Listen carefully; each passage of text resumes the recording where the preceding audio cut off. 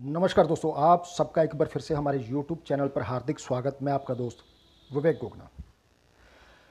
दोस्तों, आज बात करेंगे बुध ग्रह के राशि परिवर्तन के बारे में। जी हाँ, बुध ग्रह का राशि परिवर्तन 22 सितंबर 2020 मतलब आज तुला राशि में होने जा रहा है। बुध देव 4:55 पर कन्या राशि से निकलकर तुला राशि में प्रवेश कर जाएंगे। 14 अक्टूबर को वक्री होते हुए इसी राशि में 6:32 तक रहेंगे। इसके बाद 3 नवंबर को बुध देव इसी राशि में मार्गी गति शुरू करेंगे और 28 नवंबर सुबह 7:04 पर वृश्चिक राशि में प्रवेश कर जाएंगे। बुध ग्रह को सभी ग्रहों में युवराज का दर्जा प्राप्त है और कुंडली में इसकी अच्छी स्थिति व्यक्ति को तार्किक क्षमता देती है। इसके साथ ही व्यक्ति मैथ जैसे सब्जेक्ट में अच्छा प्रदर्शन करता है। अगर बुध कुंडली में कमजोर अवस्था में हो तो व्यक्ति की तार्किक क्षमता पर बहुत बुरा प्रभाव पड़ता है। इसके साथ ही त्वचा संबंधी रोग भी ऐसे व्यक्ति को हो सकते हैं। तो आइए दोस्तों, जानते हैं बुध का तुला राशि में गोचर सभी 12 लग्नों के जातकों के जीवन में क्या परिवर्तन लेकर आएगा। सबसे पहले बात करेंगे मेष लग्न के बारे में। बुध ग्रह का गोचर आपके लगन से 7वें भाव में होने जा रहा दोस्तों। इस भाव से जीवन में होने वाली साझेदारियों और जीवन साथी के बारे में विचार किया जाता है। इस भाव में बुध की स्थिति आपके जीवन में चुनौतियां ला सकती है। पारिवारिक जीवन की बात की जाए तो घर के सदस्यों के साथ आपके मतभेद हो सकते हैं। ऐसे में आपको गुस्से पर काबू रखकर बातों को सुलझाने का प्रयास करना चाहिए। वहीं बात मैरिड लाइफ की करें तो मैरिड लाइफ में भी उतार चढ़ाव आ सकते हैं। जितना हो सके जीवन साथी के साथ तालमेल बिठाने की कोशिश करें। आर्थिक पक्ष की बात करें तो आर्थिक पक्ष को लेकर भी आपको अलर्ट रहने की जरूरत है। अपने खर्चों पर ध्यान दें और कर्ज लेने या देने से आपको बचना चाहिए। इस राशि के जो जातक साझेदारी में बिजनेस करते हैं उन्हें गोचर काल के दौरान बहुत संभल कर रहने की जरूरत है। जो जातक नया बिजनेस शुरू करने का प्लान बना रहे हैं उन्हें कुछ समय के लिए इस विचार को दोस्तों टाल देना चाहिए। मेष लग्न के जातकों को अपनी हेल्थ का भी इस दौरान विशेष ध्यान रखना चाहिए। तो दोस्तों, बात करते हैं वृषभ लग्न के जातकों के बारे में। आपके 2nd 5th भाव के स्वामी बुध का गोचर आपके 6th भाव में होगा। इस भाव से रोग, ऋण, विवाद, अभाव आदि के बारे में दोस्तों विचार किया जाता है। वृषभ लगन के जातकों के लिए बुध ग्रह का यह गोचर शुभ फलदायी साबित होगा। इस लगन के स्टूडेंट्स को शिक्षा में इस दौरान शुभ फलों की प्राप्ति होगी। किसी कम्पिटिटिव एग्जाम की तैयारी कर रहे हैं तो उसमें भी सफलता मिलने की पूरी संभावना है। काम काज में इस दौरान आप अपने कंपटीटर पर हावी रह सकते हैं। वाद विवाद की स्थिति में आपकी जीत हो सकती है। सामाजिक स्तर पर आपका मान सम्मान इस दौरान बढ़ेगा दोस्तों। आर्थिक पक्ष पर नजर डालें तो इस समय काल में आप कर्जों से मुक्ति पा सकते हैं। कुल मिलाकर देखा जाए तो बुध का यह गोचर वृषभ लग्न के जातकों की कई परेशानियों को दूर करने वाला साबित होगा दोस्तों। बात करते हैं मिथुन लग्न के जातकों के बारे में। मिथुन लग्न के जातकों के लिए बुध ग्रह का गोचर उनके 5th भाव में होगा दोस्तों। 5th भाव से बुद्धि, संतान, प्रेम, जीवन आदि के बारे में विचार किया जाता है। बुध की 5th भाव में स्थिति दर्शाती है कि इस दौरान आपके परिवार का माहौल सुखद रहेगा। अपने कामों को संजीदगी के साथ करना आपको पसंद आएगा, जिसके कारण जीवन में पॉजिटिविटी बनी रहेगी। सामाजिक सत्र की बात की जाए तो अपने करीबी मित्रों के साथ समय बिताने का आपको मौका मिल सकता है। वहीं इस लग्न के जातक मनोरंजन के साधनों पर भी खर्च कर सकते हैं।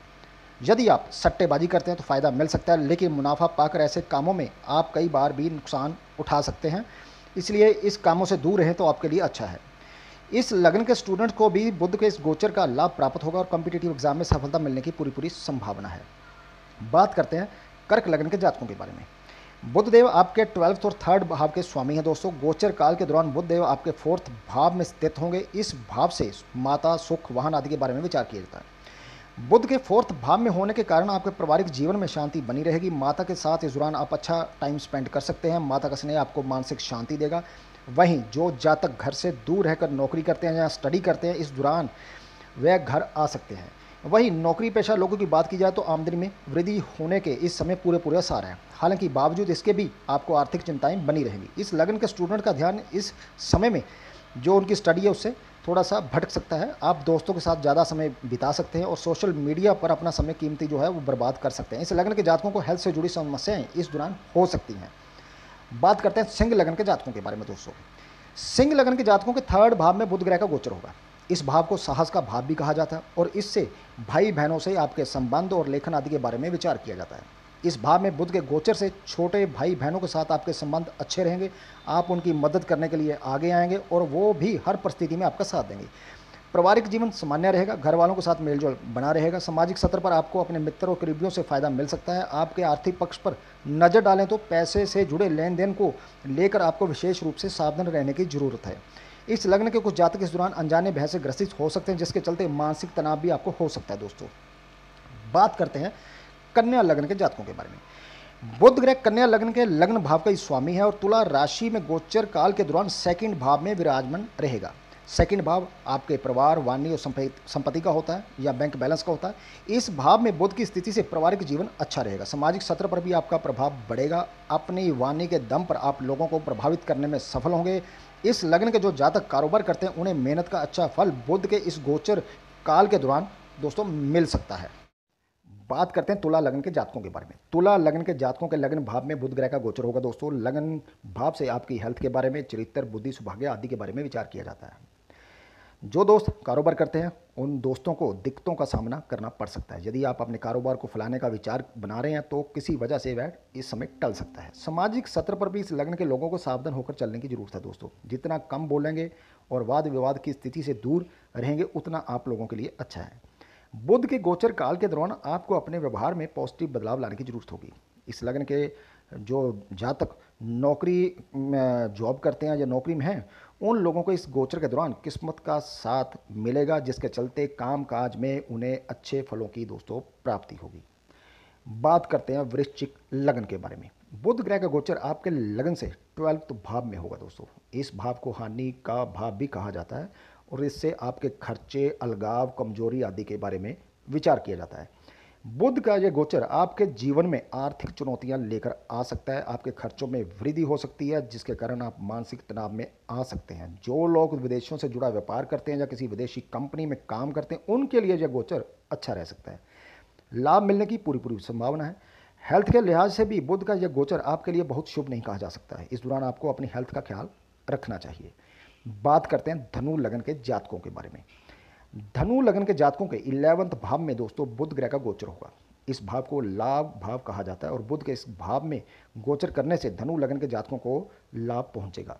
जो जातक नौकरी करते हैं उनको अपने कामकाज में अच्छे फल मिलेंगे। इस दौरान इस लग्न के कुछ जातकों को अपने कामकाज में प्रमोशन भी मिल सकती है। साथ ही आमदनी में वृद्धि होने की पूरी पूरी संभावना।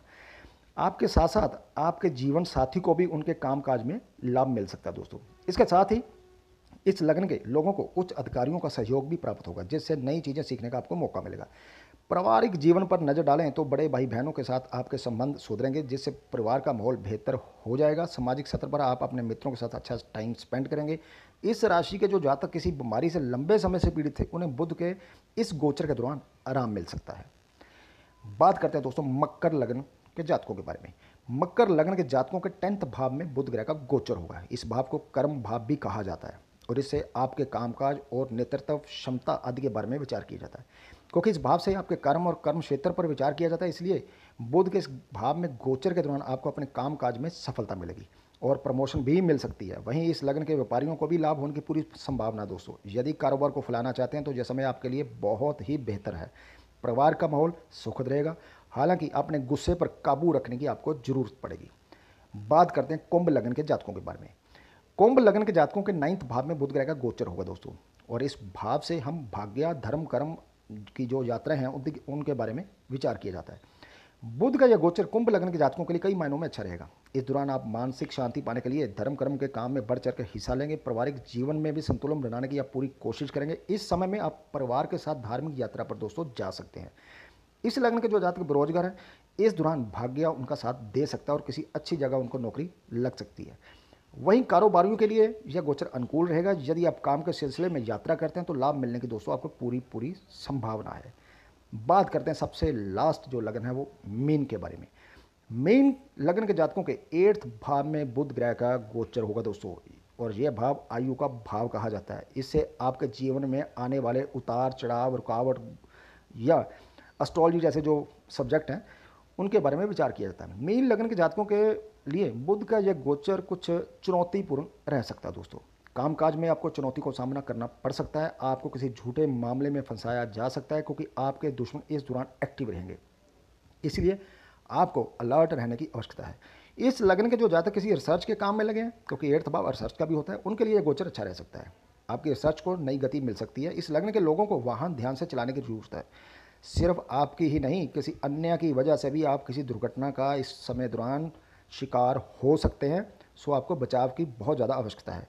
मीन लग्न के जातकों को अपनी हेल्थ पर भी पूरा पूरा ध्यान देने की जरूरत पड़ेगी। तो दोस्तों, ये थी जानकारी बुध ग्रह के गोचर की तुला राशि में। मिलते हैं अगले वीडियो में किसी और नए टॉपिक के साथ। तब तक के लिए नमस्कार।